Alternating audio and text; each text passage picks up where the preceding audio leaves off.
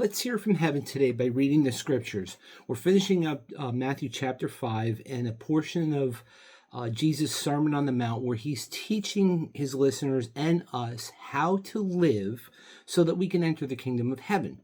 And he's teaching us how to live in relationship to God, our relationship with God, and into our relationship with other people. And it's very important that we understand those two things. We understand that we have to love God and we have to love our neighbors. And we're going to see that as we go along throughout these scriptures, especially later on in Matthew.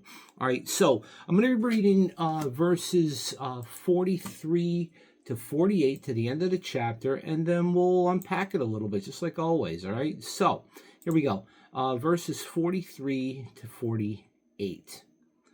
You have heard it said, love your neighbor and hate your enemy. But I tell you, love your enemies and pray for those who persecute you, that you may be children of your Father in heaven. He causes his sun to rise on the evil and the good. He sends rain on the righteous and the unrighteous. If you love those who love you, what reward will you get? Are not even the tax collectors doing that? And if you greet only your own people, what are you doing more than others? Do not even the pagans do that?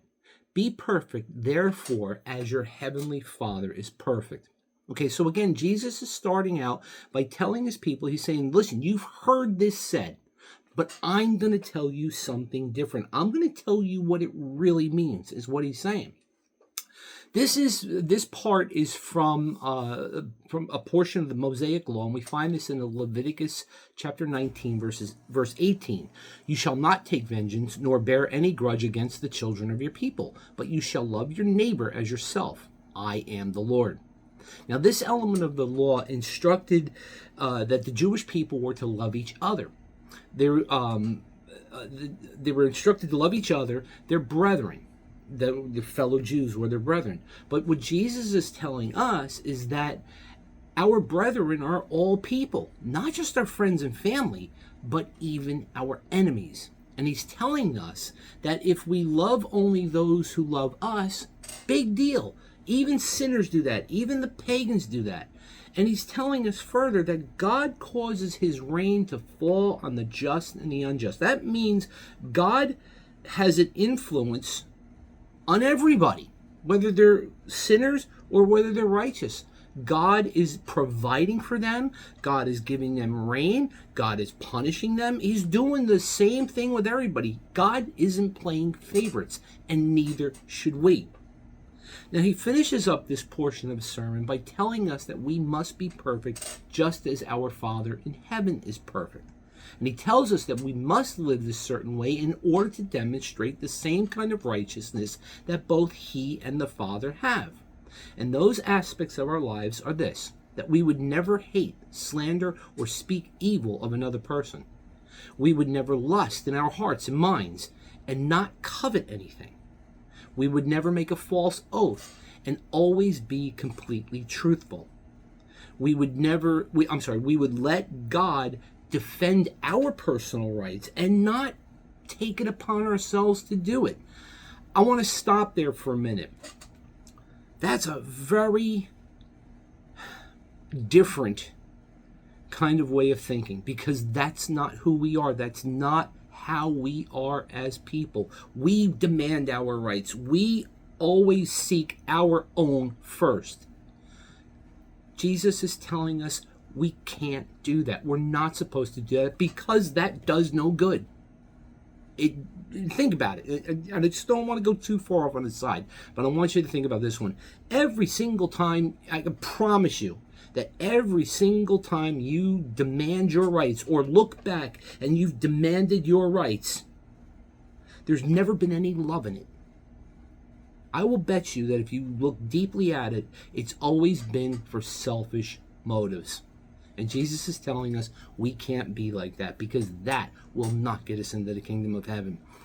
He's also telling us that we should love our neighbors and even our enemies. Again, that is something that we are not accustomed to doing, but he is telling us to do it. That's what he requires of us. And then we can only accomplish these things by seeking his help. We cannot do this on our own. Absolutely cannot. Because think about it. You've been doing it on your own all this time. And where has it gotten you? It's gotten you nowhere. And you are nowhere near ready to enter his kingdom because you are doing it on your own. I'm the same way. I know that I have to go to him for help. I know I'm entering his kingdom, but I know I'm not doing it on my works or my merits. That I'm only being this way because he is helping me be this way. I seek him out to be this way. All right. Our doxology, actually, you know what?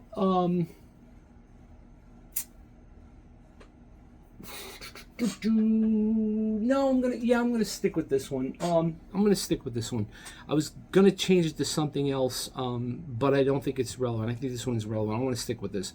Matthew 11. We're gonna see this later on in Matthew. Matthew chapter 11, verses 28 to 30. Come to me, all you who are weary and burdened, and I will give you rest. Take my yoke upon you and learn from me, for I am gentle and humble, and you will find rest for your souls. For my yoke is easy and my burden is light. Jesus is telling us that to live this way is not difficult. But because of us being who we are, we think it's difficult. We're the ones that make it difficult. Why? Because we don't try. We don't try, we don't seek him, we don't make any efforts whatsoever to do it. So we think it's hard. I have to bring myself back to this kind of way of thinking more often than you probably would believe. But when I do start living this way again, when I start following him and doing what he wants me to do and living how he wants me to live, by loving him first, and then loving people just as much as I would love myself, which means putting them before me. When I start doing that, when I get back into that pattern, if you will, my mind is clearer, my heart is fuller. Okay, I don't want to eat the world as much as when I'm not being that way. Okay, so it's a matter of seeking him out, and that is getting into his word every day, praying to him every day, seeking him out every day. And when you do, he will come to you and he will help you. And once you start letting Jesus work in you, that life becomes easy, just like he said. All right, have yourself a great week.